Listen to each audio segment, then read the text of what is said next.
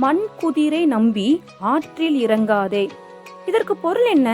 மண்ணால் செய்யப்பட்ட குதிரை மேல ஏறி நம்ம பயணம் செஞ்சா அந்த மண்ணால செய்யப்பட்ட குதிரை ஆத்தோடு கரைஞ்சு போயிரும், நம்மளும் ஆத்துக்கு நடுவுல மாட்டிப்போம், அந்த பொருளா?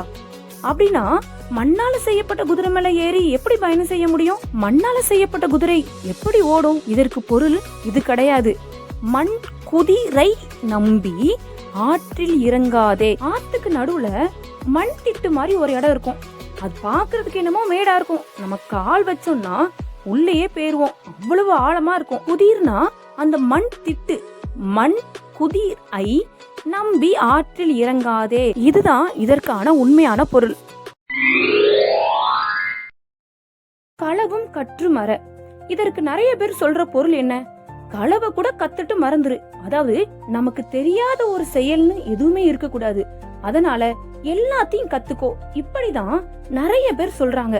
ஆனா இதற்கான உண்மையான பொருள் என்ன தெரியுமா? களவும் கத்தும் மற.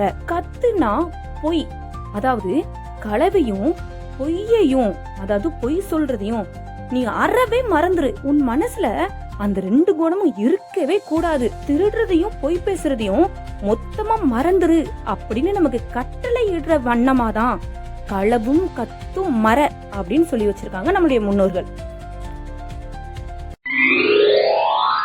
வர வர மாமியால் கைதை போல ஆனாலாம். கைதை அப்படிங்கிறது ஊமத்தம் செடிய குறிக்கிற ஒரு வார்த்தை. ஊமத்தம் பூவை பார்த்திருப்பீங்க, வெள்ளை வெள்ளைன்னு பாக்குறதுக்கே பளிச்சுன்னு இருக்கும். திருமணம் ஆன புதுசுல மாமியாருங்கிறவங்க அந்த ஊமத்தம் பூ மாதிரி பளிச்சுன்னு இருப்பாங்க. அதாவது ரொம்ப ரொம்ப இனிமையா பேசுவாங்க.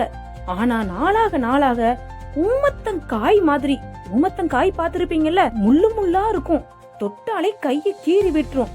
அந்த மாதிரி கடுமையான சொற்களை பேச ஆரம்பிப்பாங்க. அப்படி கடுமையா பேசுற மாமியாருக்காக சொல்லப்பட்ட வரிதான் வர வர மாமியா கைதை, அதாவது ஊமத்தம் காய் மாறி கைதை போல ஆனாலே. அன்னை பொண்டாட்டி அற பொண்டாட்டி, தம்பி பொண்டாட்டி தான் பொண்டாட்டி.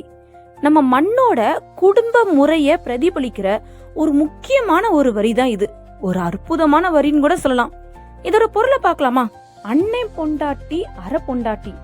அன்னை மனைவி அப்படிங்கிறவ தாய்க்கு நிகரானவள். அதாவது அவதான் அந்த குடும்பத்துல வர மூத்த பெண், மூத்த மருமக. அப்ப அவளுக்கு எவ்வளவு பொறுப்புகள் இருக்கும், குடும்பத்தை அவ எப்படி பேணி பாதுகாக்கணும். அப்போ பாதி தன் கணவனுக்கு மனைவியாகவும் மீதி பாதி அந்த குடும்பத்தோட முக்கிய உறுப்பினராகவும் அவ தான் இருக்கா. ஆனா தம்பி மனைவிங்கிறவ அப்படி கிடையாது. ஏற்கனவே அங்க ஒரு பெண் இருக்காங்க, அதனால இவ முழுமையா தன் கணவனுக்கு மனைவியா இருக்கலாம். இதற்கான அர்த்தம் தான் அன்னை பொண்டாட்டி அற பொண்டாட்டி, தம்பி பொண்டாட்டி தாம் பொண்டாட்டி.